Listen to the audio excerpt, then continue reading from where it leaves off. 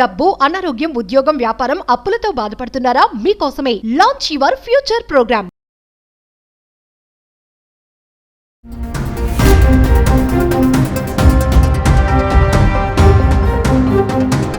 And as usual, the in-flight entertainment is not working. Leave in-flight entertainment. Calicut to landing stations. If I talk about this light, it is also not working. If I press this cabin crew button, నమస్తే, welcome back to Suman TV. ప్రస్తుతం మనతో పాటు ఉన్నారు consumers affairs committee chairman Mandadi Krishnareddy గారు. నమస్తే sir. నమస్తే madam. Sir, ఇప్పుడు ఏదైతే ప్లేన్ క్రాష్ అయిందో, ఢిల్లీ నుంచి లండన్ వెళ్ళే ఒక ప్యాసింజర్ అహ్మదాబాద్లో దిగిపోయాడు. అంటే అంత బాగాలేదు, సరిగ్గా నాకు ముందే తెలిసింది, అందుకే నేను దిగిపోయాను అని ఒక స్టేట్మెంట్ కూడా ఇచ్చాడు. ఆ ఫ్లైట్లో వీడియో కూడా తీశాడు. ఇది పని చేయట్లేదు, ఏసీ సరిగ్గా పని చేయట్లేదు, ఆ స్క్రీన్ సరిగ్గా పని చేయట్లేదు అంటే ఒక మామూలు ప్యాసింజరే ఇవన్నీ కనుక్కొని అక్కడ దిగిపోవడం జరిగింది. యాక్చువల్గా లండన్ వరకు వెళ్ళాలి. మరి పైలట్స్ కానీ వీళ్ళందరూ ఎందుకు దీన్ని గమనించలేదు అంటారు? దీనిపైన ఏం చెప్తారు సార్? ముందుగా ఆకాశ్ గురించి చెప్పుకుందాం మేడం. నిన్న రాత్రి జరిగినటువంటి ఈ ప్లెయిన్ క్రాష్ ఏదైతే ఉందో, బోయింగ్ విమానం, ఇది చాలా పెద్ద ప్రమాదం. భారతదేశంలో ఇప్పటిదాకా జరిగిన అన్ని ప్రమాదాల కన్నా చాలా పెద్ద ప్రమాదం ఇది. మనం ఆకాశ ప్రమాణంలో తీసుకున్నట్టయితే ఆకాశయానం దాంట్లో ఇది చాలా పెద్ద ప్రమాదంగా మనం చెప్పుకోవచ్చు.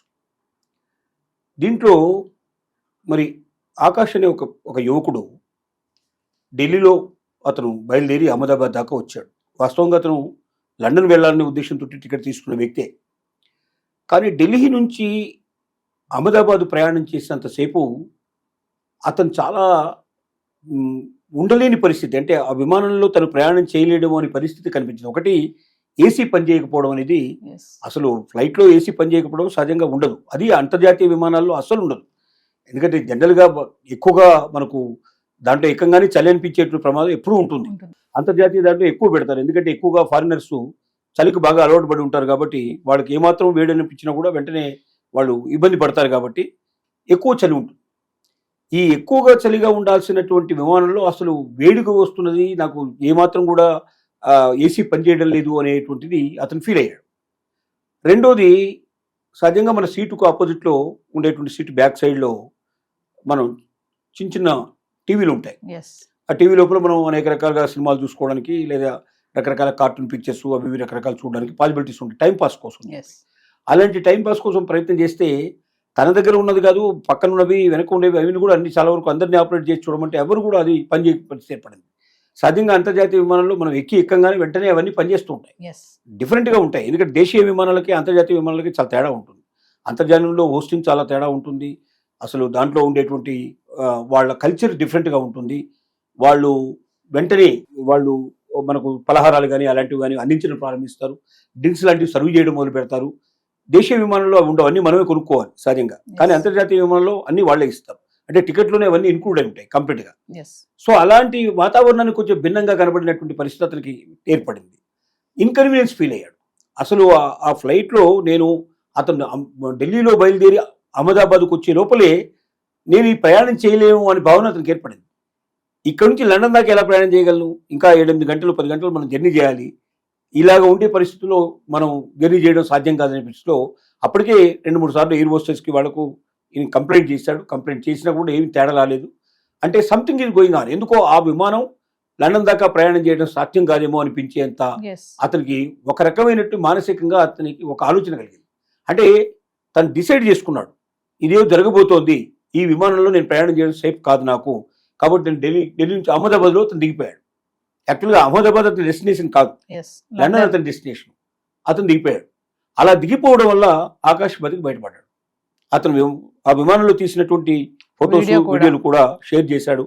సోషల్ మీడియాలో బాగా చక్కర్లు కొడుతున్నాయి అవి.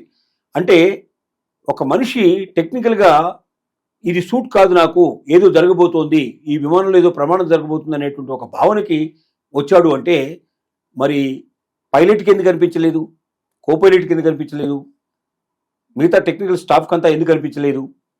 పోనీ ఎయిర్ హోస్టెస్లు దాంట్లో రెగ్యులర్గా తిరుగుతూ ఉంటారు, వాళ్ళకు కూడా తెలుస్తూ ఉంటుంది తేడాలు ఏమైనా ఉంటే, వాళ్ళు ఎందుకు కనిపెట్టలేకపోయినారు? అంటే ఇందులో నెగ్లిజెన్సీ, ఒక నిర్లక్ష్యమైన భావం ఇక్కడ కనబడుతుంది.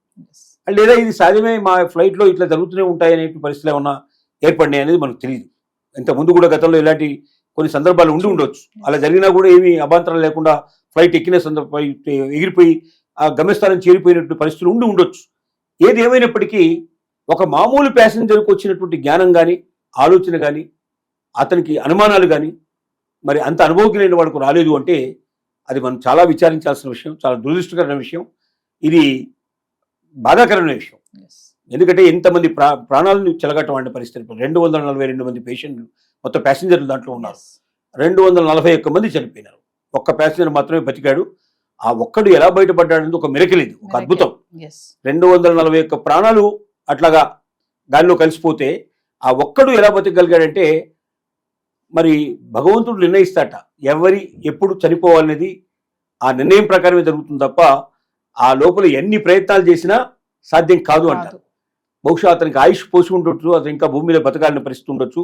అతను సహజంగా లండన్ సంబంధించిన వాడు. లండన్లో ఎప్పుడో వ్యాపారంలో అక్కడ స్థిరపడ్డారు. ఇండియా నుంచి వెళ్ళి అక్కడ స్థిరపడ్డారు వాళ్ళు. తన యొక్క బ్రదర్ కూడా దాంతో పాటు ప్రయాణం చేస్తున్నాడు. ఇద్దరు కలిసి బ్రదర్స్ ప్రయాణం చేస్తున్నారు. ఇతను 11A సీట్లో ఉన్నాడు. ఈ రమేష్ అనేటువంటి ఎవరైతే ఉన్నారో ఇతను 11A సీట్లో ఉన్నాడు.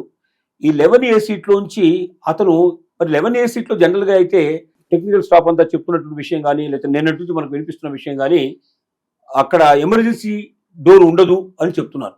దానికి కొంచెం ముందుకు రావాలి, చాలా ముందుకు వస్తే కానీ సాధ్యం కాదు. కానీ అతను లేచి చూసేసరికి అతను అంటే టేకప్ అయ్యేటప్పుడు అతను కాస్త కళ్ళు మూసుకున్నాడు. ఒక్కసారి టేకప్ అయిన కొద్ది సెకండ్లలోనే, 1 నిమిషం 2 నిమిషాల లోపల ఇదంతా సంగతి జరిగిపోయింది. ఎయిర్పోర్ట్ నుంచి ఇట్లా ముందుకు వచ్చింది. అక్కడ ఒక పెద్ద మెడికల్ కాలేజ్ ఉంది. ఆ మెడికల్ కాలేజీలో రెసిడెన్షియల్ స్టే అంటే క్లాసులు చెప్పేటువంటి విభాగాలన్నీ ముందు వైపున ఉన్నాయి. వెనక పక్కన హాస్టల్ ఉంది. ఈ హాస్టల్ మీద కరెక్ట్గా ఆ బిల్డింగ్ మీద ఇది వచ్చి పడిపోయింది. 1,25,000 లీటర్లకు సంబంధించినటువంటి పెట్రోలు ఆ టైం లోపల దాంట్లో ఉంది. అంటే లండన్కి వెళ్ళడానికి కావాల్సినంత పెట్రోల్ మొత్తం తీసుకుని పోతుంది. అంత పెట్రోల్లో ఉంది. అంత పెట్రోలు, అది చాలా విలువైన పెట్రోలు, చాలా మండిపోతుందంటే ఇలాగా క్షణాల్లో మండిపోయేటువంటి పెట్రోల్. అది మామూలు పెట్రోల్ కన్నా అది చాలా ఎక్కువ వేగంగా వ్యాపిస్తుంది. అలాంటి పెట్రోల్ ఒక్కసారి పేలిపోయేసరికల్లా అది ఆ మంటలు వెంటనే బలబల మాడిపోయే ప్రమాదం ఉంది. అందుకే బాడీస్ చాలా వరకు గుర్తుపట్టడానికి కూడా అవకాశం లేని పరిస్థితి ఏర్పడింది. 241 బాడీస్ దీనివల్ల ఏర్పడడం అయితే మెడికోస్ మీద కనీసం ఒక 50 మంది అయినా మినిమం ఉంటారని, కొంతమంది 100 కూడా దాటొచ్చని రకరకాల ఊహాగానాలు చేస్తున్నారు. వాస్తవం ఏమిటనేది బహుశా మనకు రేపటి వరకు ఇన్ఫర్మేషన్ అంతా రావచ్చు అనుకుంటున్నాను నేను. ఈ రోజు వరకు మాత్రం ఇంకా ఇన్ఫర్మేషన్ రాలేదు పూర్తిగా. ఏది ఏమైనప్పటికీ ఒక భయంకరమైన సంఘటన ఇది. ఈ సంఘటన మనం మర్చిపోవడం చాలా కష్టం. ఆ ఒక్కడు రమేష్ అనే అతని వాడికి ప్రాణాలు మరి నిలవాల్సి ఉంది. భగవంతుడు ఇచ్చిన ఆయుష్ తనకు ఉంది కాబట్టి ఇంతమందిలో కూడా అతను పెద్దగా గాయాలు కూడా కాలే. అతను నడుచుకుంటూ వచ్చాడు బయటికి. నడుచుకుంటూ వచ్చి అక్కడ ఉన్న వాళ్ళ సాయంతో నడుచుకుంటూ బయటకు వచ్చాడు. తను హాస్పిటల్లో చేర్పించాడు. ఇవాళ ప్రధానమంత్రి గారు మోడీ గారు కూడా అతనితో పలకరించడం, మాట్లాడడం జరిగింది. అతని వివరాలు తెలుసుకోవడం జరిగింది. దీనికి ఇంత విషాదమైన సంఘటన మొత్తం భారతదేశ చరిత్రలో ఆకాశయాన మార్గాలకు సంబంధించిన దాంట్లో మొట్టమొదటిసారి జరిగింది కాబట్టి ఇది చరిత్రలో ఎప్పటికీ గుర్తుండిపోయేటువంటి పరిస్థితి. అహ్మదాబాదు పరిస్థితి చాలా ఇంకా ఘోరంగా ఉంది. గుజరాత్లో ఇలా సంఘటన ఎప్పుడు కూడా జరగలేదు. దీంట్లో అహ్మదాబాదు లోపల వాళ్ళు చాలా మంది ఉన్నారు. వాళ్ళందరూ కళ్ళ ముందరే చనిపోవడం జరిగింది. వాళ్ళ బంధుమిత్రులంతా వచ్చేసి వెంటనే అటెండ్ అయినారు. శవాలను కూడా గుర్తుపట్టడానికి వెళ్ళలేకుండా ఇప్పుడు వాటికి DNA పరీక్ష చేసి కానీ అది ఎవరిది ఏమిటని గుర్తించి ఆ శవం ఆ మాంసం ముద్దల్ని ఇస్తే దాన్ని తీసుకెళ్లి వాళ్ళు దాని సంస్కారాలు చేస్తున్న పరిస్థితిలో ఉన్నారు. ఇది దీనికి ఎక్కువ సమయం పట్టలే, నిమిషాల్లోనే జరిగిపోయింది ఈ విషయం అంతా కూడా. ఇలాంటి సంఘటనలు జరగకుండా టెక్నికల్గా చాలా జాగ్రత్తగా ఆలోచించాల్సిన అవసరం ఉంది. ఒక ప్యాసింజర్, మామూలు ప్యాసింజరే దాన్ని గుర్తుపట్టి దిగిపోయాడు అంటే అక్కడ లోపల దానికి సంబంధించినటువంటి ఎవరైతే నిర్వాహకులు ఉన్నారో ప్రతి ఒక్కరికి దీని గురించి పూర్తి అవగాహన ఉండాలి.